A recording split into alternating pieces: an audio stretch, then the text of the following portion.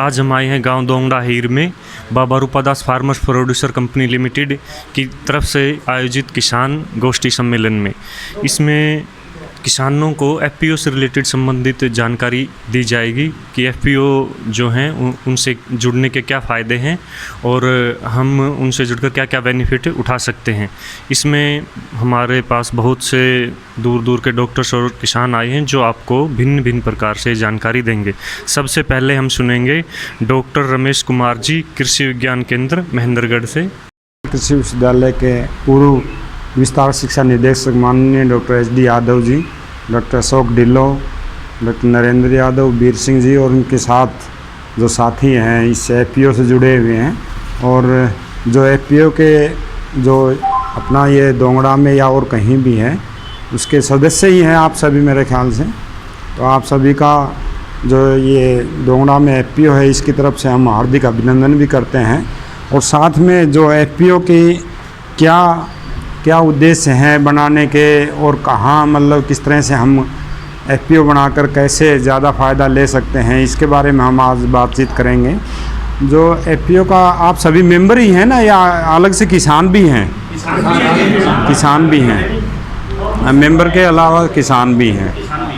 तो ये सरकार ने ये तय किया कि सरकार की एक प्लानिंग थी कि किसान जब कोई भी उत्पाद करता है, चाहे वो फसल का उत्पादन है, चाहे दूध का उत्पादन है या सब्ज़ी का उत्पादन है या फलों का उत्पादन है, तो उसको ज़्यादा मुनाफा नहीं मिलता। मतलब कहीं भी बेचता है तो ज़्यादा मुनाफा नहीं मिलता। तो सरकार ने ये प्लानिंग की क्यों नहीं जो प्रोड्यूसर ऑर्गेनाइजेशन बना के ना जो उत्पाद कर रहा है, जो उत्पादक है, उनका संगठन बनाया जाए और वो संगठन बनाकर उस जो प्रोड्यूस है वो चाहे उसको बेचें, चाहे उसमें वैल्यू एडिशन करें उसको, जैसे उसमें और तब्दील करके ना, जैसे मान लो आप सरसों है, सरसों तेल निकाल के बेचें, अपना ब्रांडिंग करें मतलब अपने एफपीओ के नाम से।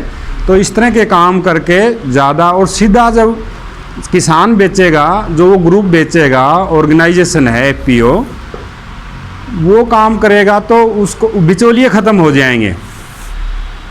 अब आप सब्जी का उत्पादन कर रहे हो, मान लो कि आपके तो यहाँ दोंगड़ा में या कलवाड़ी में आसपास इतनी ज़्यादा नहीं है सब्जी उत्पादन का काम। आपकी सब्जी आप मंडी में ले जाते हो तो किस भाव से बिक रही है? 5 रुपये 10 रुपये किलो। उसके पश्चात 8 तिले रहा, फिर वो बेच रहा है आगे, तो वो 40 रुपये किलो जो कंज्यूमर है उसको 40 रुपये किलो मिल रही है। तो वो जो 35 रुपये या 30 रुपये का जो अंतर है वो दूसरे ले रहे हैं। तो एफपीओ का मकसद ये है कि फार्मर प्रोड्यूसर ऑर्गेनाइजेशन किसान को ही, जो वो ग्रुप है, मेंबर हैं, उन्हीं को ही फ़ायदा मिले, वो मुनाफा मिले।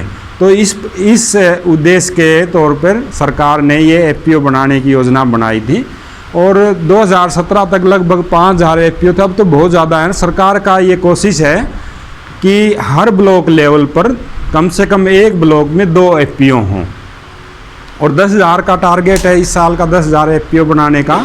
और आगे जो बनते जाएंगे और जो इनका प्रभाव दिखाई देगा, जैसे कि लोग जुड़ेंगे उसमें, एफपीओ मेंबर हैं, उनकी इनकम आएगी, उसके हिसाब से और भी लोग एफपीओ बनाएंगे।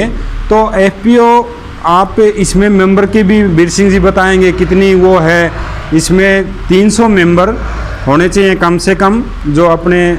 जो अपना एरिया है, जो प्लेन एरिया बोलते हैं, और पहाड़ी एरिया है उसमें 100 मेंबर होने चाहिए। इस तरह की कंडीशन है, कुछ कंडीशन हैं। और जो इसमें मदद करता है, नाबार्ड की तरफ से भी मदद मिलती है आपको। और एक एग्री बिजनेस वो है,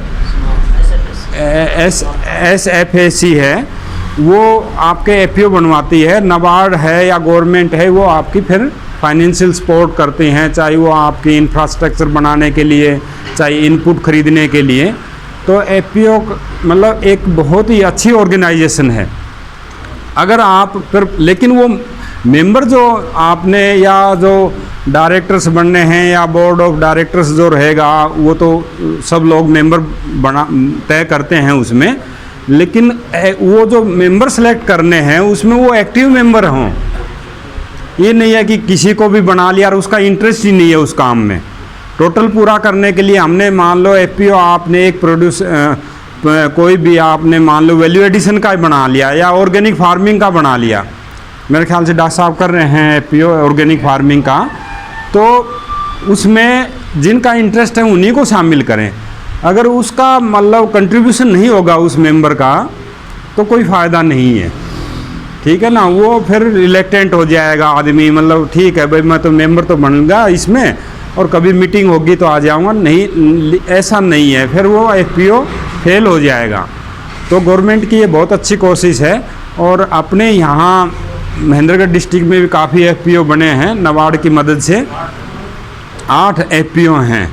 और आप मेंबर सभी लोग तय करें कि हम किस प्रोडक्ट पे काम करेंगे, हमें क्या करना है। मतलब अब राजकुमार जी से मेरी बात हो रही थी, ये कह रहे थे कि हम प्रोसेसिंग वैल्यू एडिशन पे ही काम करेंगे। प्रोसेसिंग का मतलब ये है कि आपने मान लो दाल उगा ली, कोशिश तो यही रहनी चाहिए कि आप जो मेंबर हैं सब फार्मर हैं, 300 मेंबर हैं मान लो या 500 हैं, सब फार्मर हैं, तो वो उस प्रोड्यूस को अपने खेतों पे ही उगाएं, आपको ज़्यादा फ़ायदा मिलेगा। या ये कर सकते हैं कि दूसरे किसान सेलेक्ट कर सकते हैं। आप मान लो चना उगवा रहे हो, आपके यहाँ तो नहीं है, सतनाली की तरफ है, चना उगवा के आप फिर दाल बनाना चाह रहे हो या बेसन बनाना चाह रहे हो और उसकी ब्रांडिंग करके बेचोगे आपको ज़्यादा, तो चना की फसल है वो जो मेंबर ही अगर उगाएंगे तो और भी ज़्यादा फ़ायदा मिलेगा। नहीं तो दूसरे किसानों से भी आप एग्रीमेंट करके ना कर सकते हो। वैल्यू एडिशन का काम है, ये कह रहे हैं कि भाई हम व्हीट का फ्लोर आटा बना के ना काम करेंगे, या और भी काम हो सकता है। या अपने यहाँ मैं सोच रहा था कल कि सीड प्रोडक्शन का, खासकर व्हीट का बहुत अच्छा काम हो सकता है। आप मस्टर्ड का सीड प्रोडक्शन का काम आपके नहीं चलेगा, क्यों? आप जी गेहूँ और सरसों, सुनो उसमें सरसों पे सीड प्रोडक्शन का काम करोगे ना आप, तो वो ज़्यादा नहीं चलेगा। मेरी जहाँ तक सोच है, क्यों नहीं चलेगा, क्योंकि सरसों का बीज में सारा प्राइवेट सेक्टर का होल्ड है। तो जो सरसों का बीज उत्पादन का काम है ना, मान लो आपने ऐसी किस्म ले ली, आप मतलब बीज उत्पादन सरसों का बहुत मुश्किल काम है। जहाँ एरिया ही सरसों है वो क्रॉस पोलिनेटेड क्रॉप है, उसके लिए आइसोलेशन डिस्टेंस चाहिए। मान लो 1 किले से और जो बीज जहाँ उगा रहे हो, बीज के लिए जो फसल ले रहे हो ना, उसकी 200 मीटर दूरी होनी चाहिए। 200 मीटर के घेरे में कोई सरसों का खेत नहीं होना चाहिए दूसरी किस्म का। तो सरसों का बीज उत्पादन अपने यहाँ ट्रेडिशनल एरिया है, मतलब सरसों ज़्यादा उगाई जाती है, तो बीज उत्पादन का काम बहुत मुश्किल है। आप किसको मना कर सकते हो? आपके भाई को मना नहीं कर सकते, आपके पड़ोसी को नहीं मना कर सकते कि भाई मैं बीज उत्पादन का काम कर रहा हूँ, आप सरसों मत उगाओ, मना तो नहीं कर सकते ना।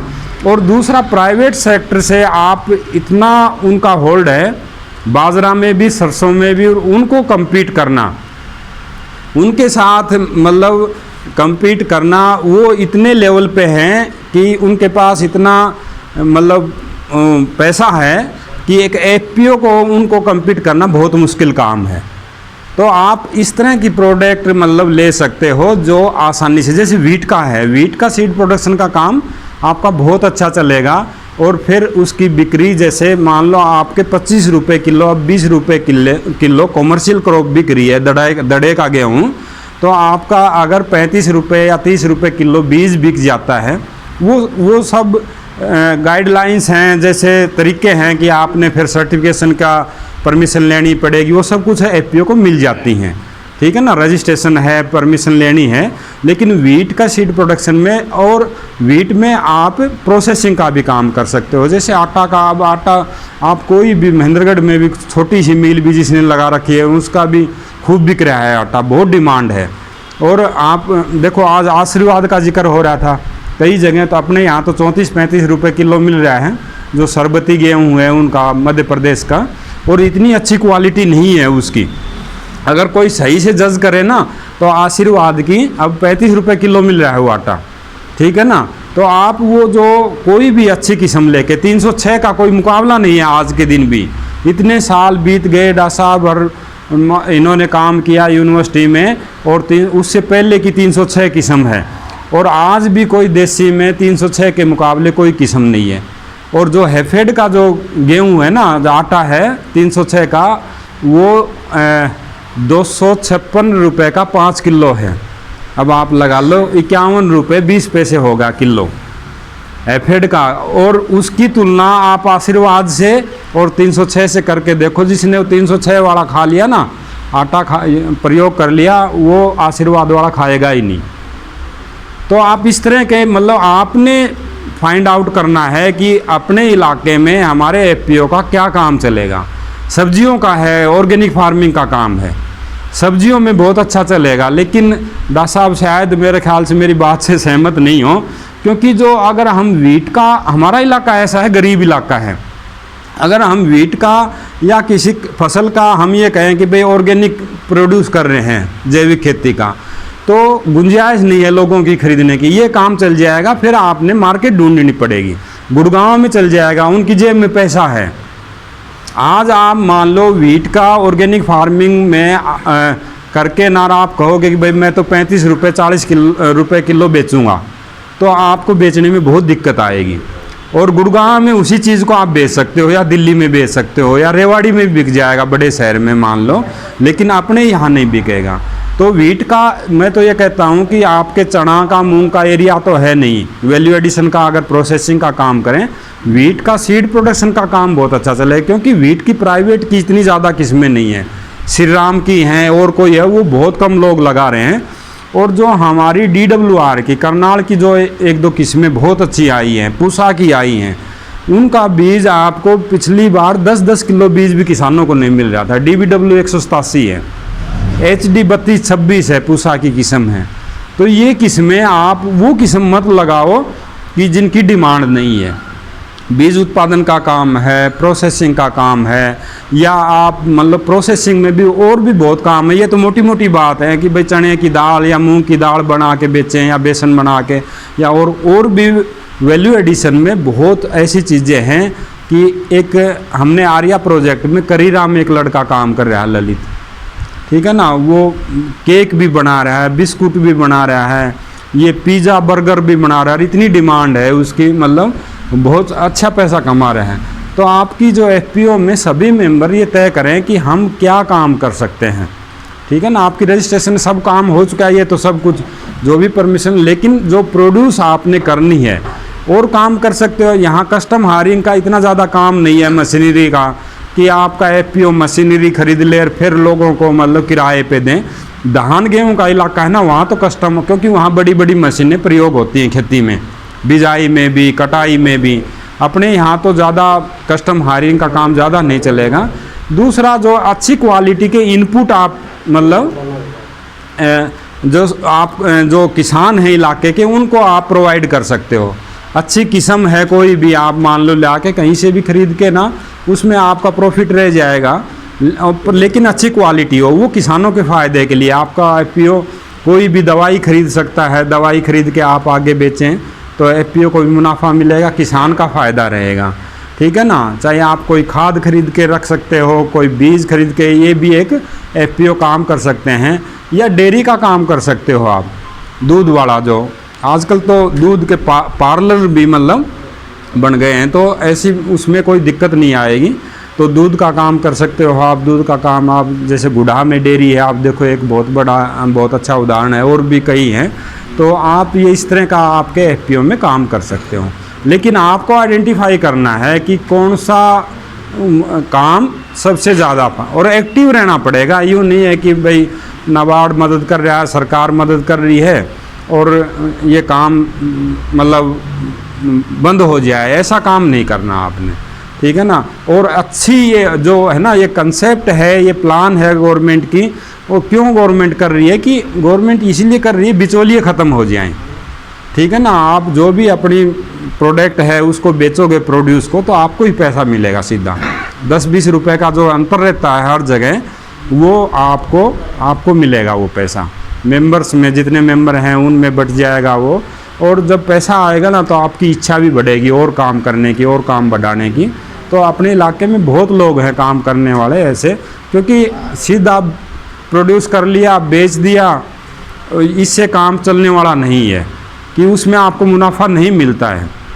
अब देखो कोई भी आप जब आप पैदा कर लेते हो ना किसान, तो आपकी मंडी में उसके औने पौने भाव मिलता है। मतलब जब आपने घिया उगा ली, आपने भिंडी उगा ली, तो किसान के जब कोई चीज़ पैदा हो जाती है ना, तो ये जो बिचौलिए है ना, वो फिर वो एक्सप्लॉइट करते हैं उन लोगों को। बेचनी है तो बेचो भाई, 10 रुपये किलो, 5 रुपये किलो खरीदेंगे, गिर जा भाई ये गाड़ी यहाँ पे, ठीक है ना। तो जब तक आप नहीं करोगे ना इतने, मतलब, और ये इसी का, ये FPO का यही कंसेप्ट है।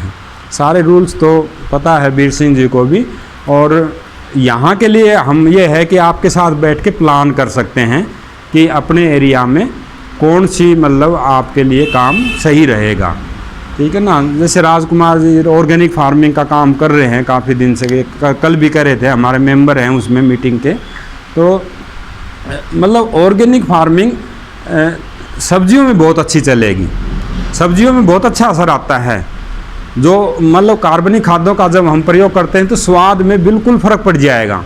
आप मंडी से ला के कोई भी घिया, तोरी, टिंडा कोई भी खा के देखो तो उसके स्वाद में, और जो आप अपने गोबर की खाद डाल के या कंपोस्ट की खाद और पानी अच्छी क्वालिटी का है, तो तुरंत आपको गेहूं में किस्म का फ़र्क है, ठीक है ना। गेहूं में केवल टेस्ट का फ़र्क आएगा। आप जो ऑर्गेनिक फार्मिंग से इतना असर नहीं आता जितना दाने में, टेस्ट में, जितना कि उसकी किस्म का ज़्यादा 306 है या 283 है या 1021 है, 25 है, उसका ज़्यादा असर आता है। चावल में ज़्यादा नहीं आता। लेकिन हमारा ऑर्गेनिक फार्मिंग का एक कंसेप्ट ये भी है सरकार का कि उत्पाद में तो आपको ठीक है फ़ायदा मिलेगा, ज़्यादा में बिकेगा वो, लेकिन हमारी जो भूमि की उपजाऊ शक्ति भी बढ़ेगी। ज़्यादा टारगेट ये है सरकार का कि ये ज़मीन भी बची रहे। ज़मीन बची रहेगी जभी तो खेती होगी।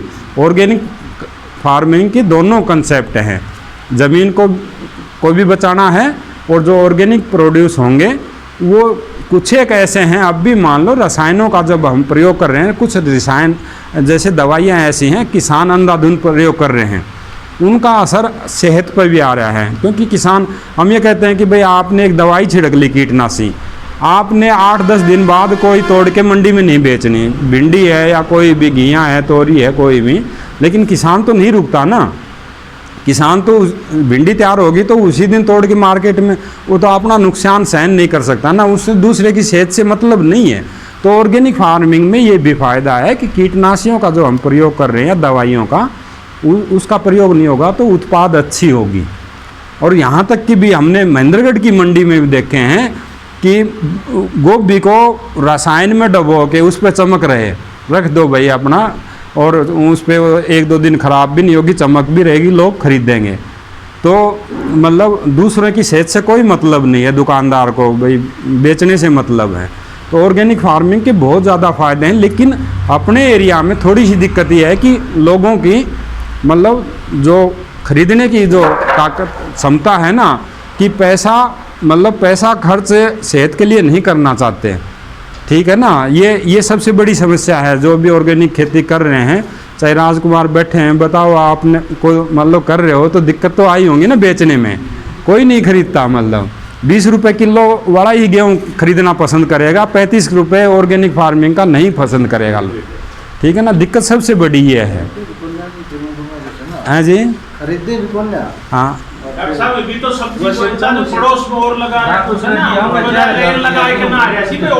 नहीं, उसी रेट पे बेचनी पड़ती हैं जी, वो मजबूरी है। जिसने उगा ली उसकी मजबूरी है फिर उसी रेट में बेचने की, ठीक है ना। अभी एक महेंद्रगढ़ में फाटक के पास दुकान है, एक माजरा का ही लड़का है, उसने इंजीनियरिंग कर रखी है, बीटेक कर रखी है, उसने ऑर्गेनिक फार्मिंग का अपना वो दुकान कर ली, और वो उसने कोशिश करी कि भाई मैं ऑर्गेनिक प्रोड्यूस है वो बेचूं। 2-1 महीने तो कोशिश करी, फिर नहीं बिकी तो वो भी मंडी से ले आके, उस पर बोर्ड वही है ऑर्गेनिक फार्मिंग का, वो भी मंडी से ले आके बेचने लग गया। तो वो मजबूरी है जी, नहीं चलती, मतलब क्योंकि लोगों को एक तो ज्ञान भी नहीं है, दूसरा पैसा भी नहीं है, दोनों ही चीज़ें हैं, ठीक है ना। ये हमारे साथी हैं, जाट हैं, मान लो, ये मजाक भी करते हैं हीरो कि बोला भाई कुर्ता काट के जाटी छाऊंगा, नहीं तो वो पाट गया तो कुर्ता पाट गया ना, खाल तो पाट जाएगी तो कोई बात नहीं, फिर आ जाएगी हैं, और कुर्ता पाट गया तो फिर नहीं सिमेगा। तो ये मतलब बोले हीरा को आओ कहते हैं, ये हमारे साथ मजाक करते रहते हैं। तो ये बात हकीकत है, पैसा नहीं है अपने लोगों के पास, और लेकिन सेहत के लिए भी, ज़मीन के लिए भी ऑर्गेनिक फार्मिंग का ही फायदा। लेकिन आप अपने एफपीओ में ये कोशिश करो कि भाई हमने क्या करना है, आसानी से सब चीज़ें, और वो मेंबर हैं वो करें, और जो फार्मर सेलेक्ट करें ना, वो भी मान लो आपने किसी से मूंग उगवाना है तो वो विश्वास के हों, और मतलब वो भी एक हिस्सेदार बने इसमें आपके, तभी फ़ायदा होगा। अदरवाइज आप कहीं से बेच के खरीद रहे हो, उसमें थोड़ा बहुत मुनाफा आएगा, धीरे धीरे वो मेंबर्स जो हैं उनका इंटरेस्ट ख़त्म हो जाएगा। जैसे बीर सिंह जी कह रहे थे पिछली बार, भाई हमने कभी गुआर खरीद लिया, कभी सरसों खरीद ली, तो उससे ज़्यादा मुनाफा नहीं होता। मतलब जो प्रोड्यूसर है, खुद जो किसान है, चाहे वो दूध पैदा कर रहा है, चाहे सरसों पैदा कर रहा है, चाहे गेहूँ कर रहा है, चाहे मछली पालन का काम कर रहा है, कुछ भी कर रहा है, चाहे सब्जी का, वो अपना उसी प्रोड्यूस को या तो बेचे या उसमें बदलाव करे। जैसे दाल बना लें, आटा बना लें, या और कुछ कर लें, दूध के और बना लें, रसगुल्ले बना लें, पनीर बना लें, खोआ बना लें, उसमें तब्दील करके ना वैल्यू एडिशन करके बेचें, जब फ़ायदा होगा। तो और आज डॉक्टर एच.डी. यादव है, इनको काफ़ी, मुझे ज़्यादा एफपीओ के बारे में जानकारी नहीं, लेकिन ये है कि डिस्ट्रिक्ट का मुझे पता है, पूरे डिस्ट्रिक्ट का, कि कहाँ क्या चीज़ ज़्यादा चल सकती है, कामयाब है। जैसे हमने सतनाड़ी में, अब बाजरा की प्रोडक्ट की हम बात करें, कई कह देते हैं कि भाई महेंद्रगढ़ का एरिया बाजरा का है, तो बाजरा के बिस्कुटर, बाजरा की केकर, इस पे काम करवाओ भाई एफपीओ से, बिल्कुल नहीं चलेगा, कोई नहीं खरीदता, नहीं कोई खाता, ठीक है ना। तो जहाँ जिस चीज़ की पॉसिबिलिटी है कि यहाँ डिमांड इस चीज़ की ज़्यादा है, हम ये उगा भी लेंगे या किसानों से मिल जाएगी ठीक भाव में। किसान जिससे लोगे, मंडी में कम भाव मिल रहा है, उससे ज़्यादा में आप खरीद लोगे, किसान को भी फ़ायदा है, आपके एफपीओ को भी फ़ायदा है, फिर उसमें वैल्यू एडिशन कर लो आप। तो बहुत सारे काम हैं इसमें, लेकिन मेहनत की ज़रूरत है, जब पैसा आएगा। वैसे कभी कोई ये सोचे भाई मैं मेंबर बन लूँ, कुछ नहीं, मतलब फिर मेहनत करनी पड़ती है इसमें। और उदाहरण अपने ज़िले में बहुत अच्छे उदाहरण हैं, कई किसान, और यहाँ तक कि औरतें भी काम कर रही है। वो गुडा में तो लड़की काम कर रही है वो, ठीक है ना, वो ही मतलब इतना पैसा कमा रही हैं, और 20 लाख रुपए तक के साल के खर्चा काट के नौ कमा रही है। और उसका देवर, अब उसके देवर ने कर ली, वो साथ में अलग हो गया, अपनी अपनी कर रखी है, दोनों ने डेयरी का काम कर रहे हैं, ठीक है ना। बल्कि वैल्यू एडिशन का काम भी नहीं है, बल्कि वो तो सीधा दूध ही बेच रहे हैं, ठीक है ना, अमूल को दे रहे हैं या और किसी को दे रहे हैं। लेकिन वैल्यू एडिशन का भी काम आप कर लोगे ना, तो बहुत ज़्यादा फ़ायदा होगा। और कोई सवाल होगा तो बल्कि डॉक्टर एच.डी. यादव जी बताएंगे आपको, इनका बड़ा अच्छा अनुभव है, और कहाँ दिक्कतें आती हैं या क्या करना चाहिए उसके बारे में आपसे बातचीत करेंगे। धन्यवाद आप सबका।